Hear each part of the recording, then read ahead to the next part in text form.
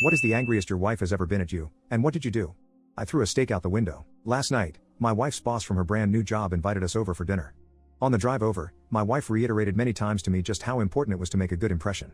I scoffed and arrogantly informed my silly wife that I always make good impressions.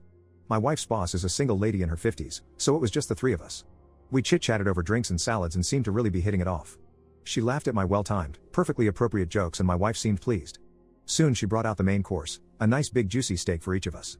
As I began to cut into my steak, I was discouraged to discover how undercooked this steak was. Now, I've had my fair share of rare steak. I prefer medium, but I can handle rare. This was several minutes on a hot grill short of rare. I probably could have resuscitated the cow had I tried. Instead, I sat there fidgeting with my knife and fork, worrying about how I was going to get away with not eating this steak. Claim veganism? No, I'd already feigned great enthusiasm upon seeing the steak. Just then, our hostess excused herself to the kitchen to take care of some dessert preparations.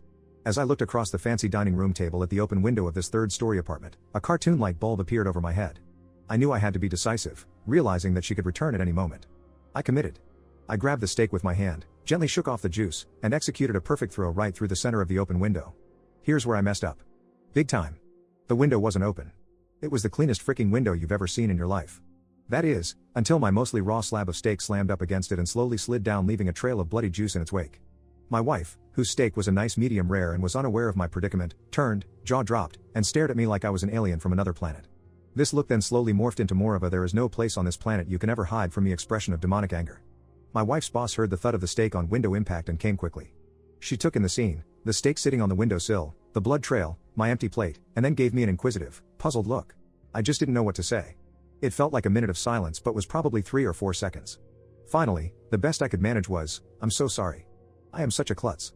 I don't know, I was just cutting it, and it slipped. Just ask my wife, I really am a klutz. Right, honey?" I was getting no help from my wife on this one. "I will clean this up. I can't believe this, I am so sorry."